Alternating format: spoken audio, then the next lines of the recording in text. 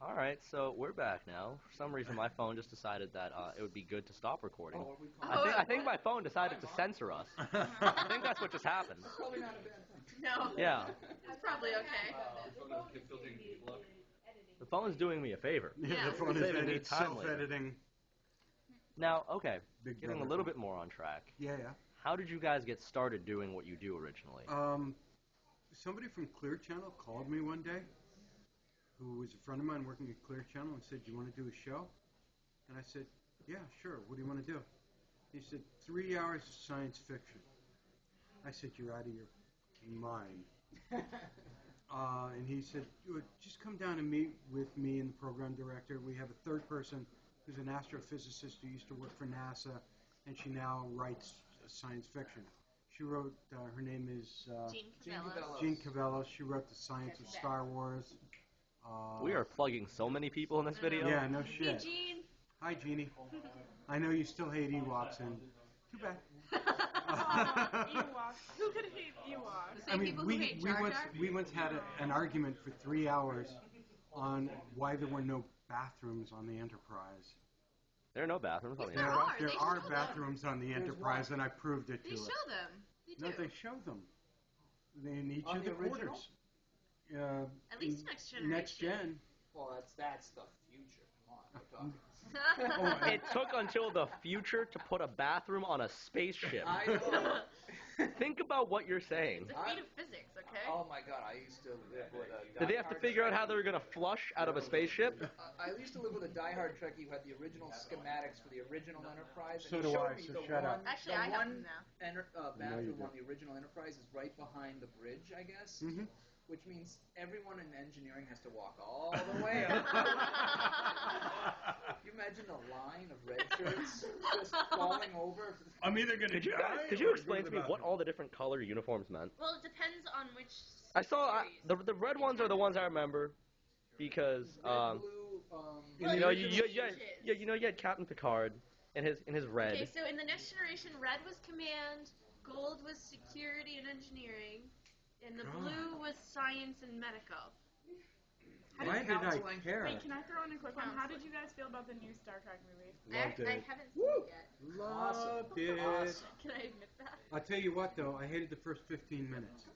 It took me 15 minutes. Come Okay, join the party. It actually came out before we were dating, and I was supposed to go on a date with a guy, and he showed up an hour late to that movie, so I just sat through it and I enjoyed it. But you got to admit. So we're learning about her past. Yeah. You got to admit the relationship first history. 15 minutes of that film, just watching Kirk get beat up and being an ass and being stupid were useless. I disagree.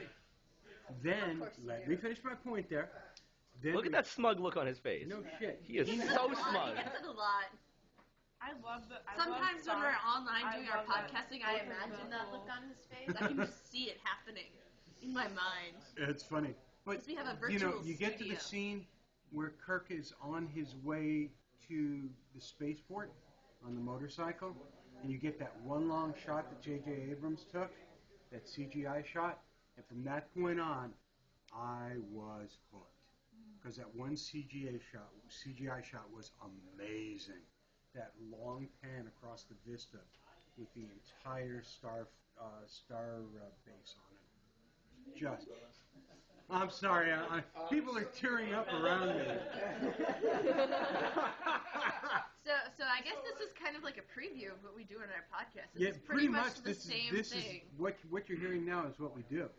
This I mean, is because it. we'll bitch and we'll moan, and other people will call us and they'll bitch and Like, tell oh my us we're gosh, we idiots. love this new thing, or we hate this thing, and then we talk about it, and then we talk to other people who do cool things, and yeah, we have a lot of good things coming up. We found this one guy who does, let me see his card here, can you get a shot of this? He does reptiles. So we have one segment. Snake. Let's talk snakes. Let's For talk everyone who can't snakes. read that clearly. Why? Okay. Don't know yet, but we're So, going to find a way to work this them is in. a segment that we're planning. No, I do know exactly how. This is a segment called Science Fiction, Science Fact. Okay, so. And what we're does gonna- this have to do with snakes? Well, we're going to talk about snakes in science fiction and mythology. So, like, we could talk about Medusa and all sorts of snake villains. Oh. And then we could have the snake guy on. to talk about the reality of what Reality snakes snakes. actually are. How that works. That sounds like a good segment. So, I would listen to that. It should work. So tell them about Ben Bova and Liftport. Oh, God, yeah. We had, I don't know if any of you or your people are familiar with Ben Bova. Ben Bova is a grandmaster of science guess I'll fiction. take this He's been writing for 45, 50 years. That's a really long time. And he's been a constant bestseller. He ranks with Heinlein. He ranks with Arthur C. Clarke. He ranks with Ray Bradbury. That's the people he lives with. And we were fortunate enough to get him on the show. Wow. It was one of our 3-hour segment shows. And we had him on in the first half hour. We figured 45 minutes and we're done with him. And then we bumped the first guest. And then we bumped the next guest. And then we bumped the next guest. We bumped everyone. Until we had a full 3 hours with him. The cool part was this. And this is how one person brings another person in. We were talking about his new book. And in his new book, there's something called the space elevator, which is harnessed to the Earth. And the other end of it is by monofilament to a Lagrange 5-point or an L5 point in space, so that it remains stationary to that spot on the Earth. There are only a few of those points. And the elevators go up and down. And this is something that's been in science fiction for years. Heinlein has used it in his books. Clarke has used it in his books. I don't think Bradbury ever did it. I don't think Bradbury did. But a lot of people have. So we're talking about the science of that, and he goes, just as we're ready to go to commercial, he goes, you know, they're making one. And I said, we'll be right back after this message. We flipped off. And Science Fiction, Science Fact was born right then. Because it was at that point that I realized that science fiction has been a precursor to science fact in so many ways. And here's this guy who's actually, because of what he's read about in science fiction, is now inventing the technology to make this. And it's a company called Liftport out of Seattle, Washington. And then the next week we had them on. In the next port, we had Michael Lane from Liftport on. They were so cool. And they were incredible. And then to listen to those 2 episodes side by side, you're really going to feel for like how science fiction has influenced the rise in technology and what sort of things we have today. It's really cool.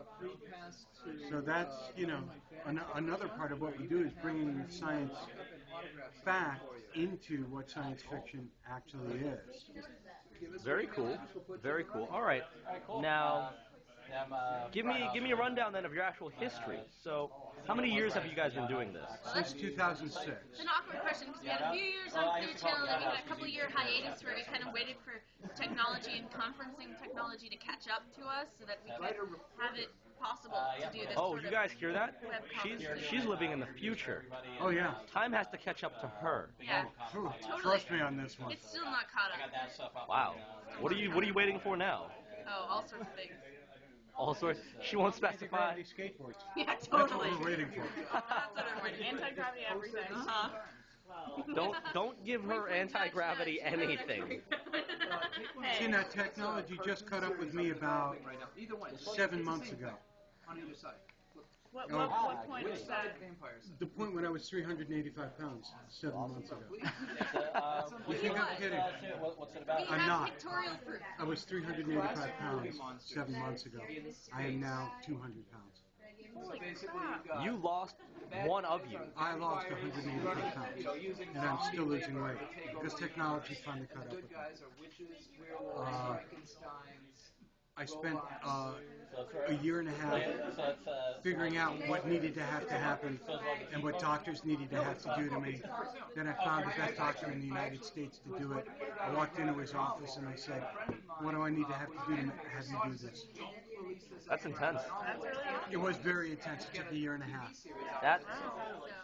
That sounds like a Terminator movie. On March 30th, I had an operation done.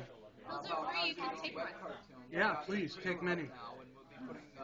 fight scene off the. Would you like a comic book too? Go for it. Yeah, that's what I'm saying. If you go to the website. So yeah, And this is like a preview of our show.